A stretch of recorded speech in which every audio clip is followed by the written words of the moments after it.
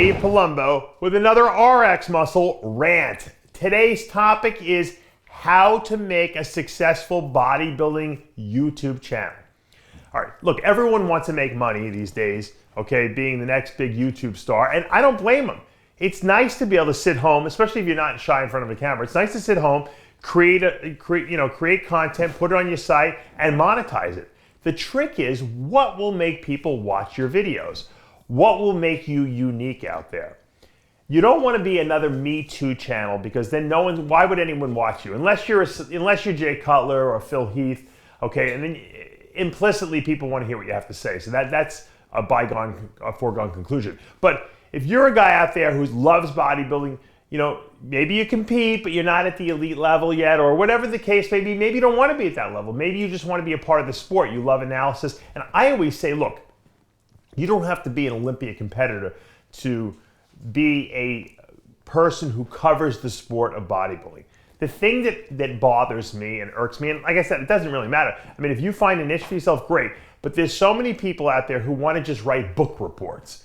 They go on Wikipedia and they write book reports. When I was a kid and the teachers would assign, go Robert E. Lee, the Civil War general, do a book report on him. We would go to the Encyclopedia Britannica, or I like the World Book Encyclopedia. You guys don't even know what I'm talking about. There was this big volume of it had every letter, A, B, C, D, all the way up to Z, and you would pull the letter out for Robert E. Lee, L-E-Y, right, L. You'd go through it, find them in alphabetical order, and you'd basically virtually almost copy what was in there. You'd change a few words so that you wouldn't get hit for plagiarism, and that was your book report. No one wants to hear book reports on YouTube. They can get that anyway. They can find that any way they want. Don't be a book report person, okay? Because that will not make you unique. Now, that's not to say that there aren't people who are very successful book report people on YouTube. However, the bodybuilding world and YouTube channels are kind of saturated with that now. So you would just be another guy doing it. And the chances of you becoming another, Nick Strength and Power, or, one of the other big ones that do that type of reporting is probably slim to none, because they kind of have that niche filled. Find something that you like. Is it nutritional supplements? Is it performance enhancing drugs? Is it training? Is it analysis of shows, of competitions? Is it top 10 lists, okay, of different things in the bodybuilding and fitness world? You got to find what you're good at and then do that. And be the best that you can be at that.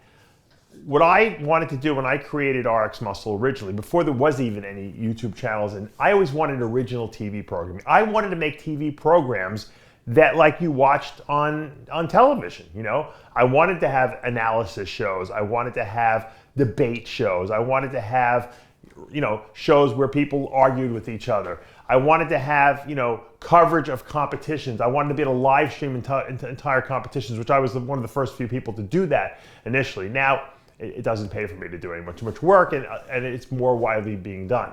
But what I did was I created a niche in the sense that people know that I am going to educate people on my channel, okay, in a way that people can understand the science of what's going on.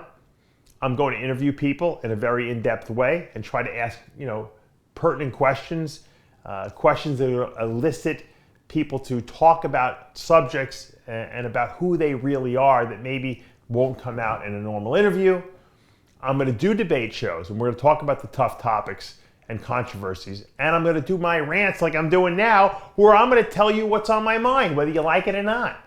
And you might not like the channel, but you're going to listen to me because you want to hear what I have to say. That's my niche.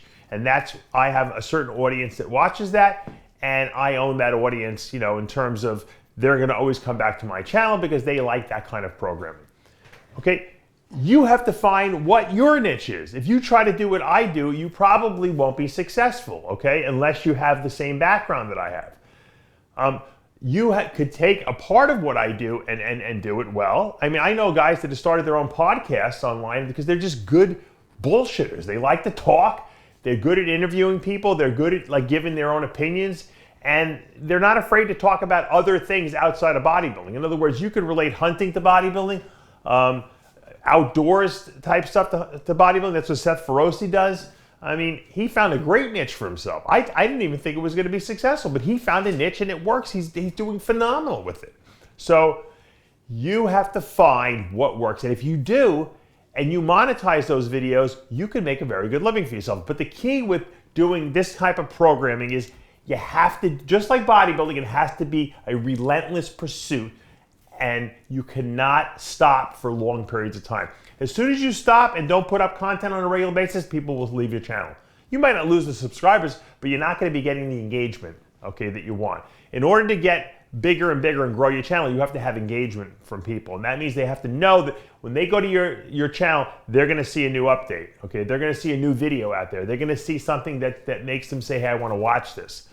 They don't want to see you parroting everything else that everyone else is covering. That's why very rarely do I cover every single story that's out there. If Kai Green picks his nose, I don't necessarily do a story on it. Like a lot of these other channels, they'll do. They scour anything these guys do. If they scratch their eye, if they fall and slip on the floor, they're doing coverage on it. You know, that to me is boring. Okay, just like the book report stuff is boring. However, I like stuff like, you know, that some of these guys do where they actually investigate whether a lot of these bodybuilders are full of crap, or they'll comment on other people's channels if they're giving bad information or if they're scamming people. I like those type of channels because those are unique. That's like an investigative channel. I think that also has its place.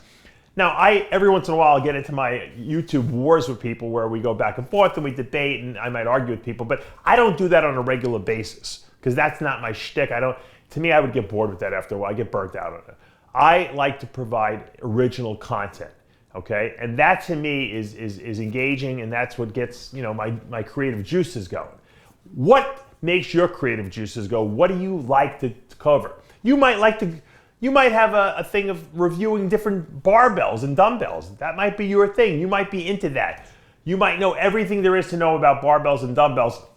And you know what? If you create a channel and educate people about them and review different ones and go to gyms and look at old ones versus new ones, and you might have a great channel. But that has to interest you. If it doesn't interest you, it'll come out on the video as you being insincere. As you like covering it, but I'm not really into it. So find what you love to do. Do it relentlessly, just like you would bodybuilding, just like you would eating all your meals every day, and going to the gym and, you know, sleeping enough. Add it to your daily repertoire, and I guarantee you could make a career out of it, make very good money for yourself, and guess what? Be your own boss. That's the key. Isn't that what we all want? I'm Dave. Think about it. I'm Dave Palumbo with an RX Muscle Rant.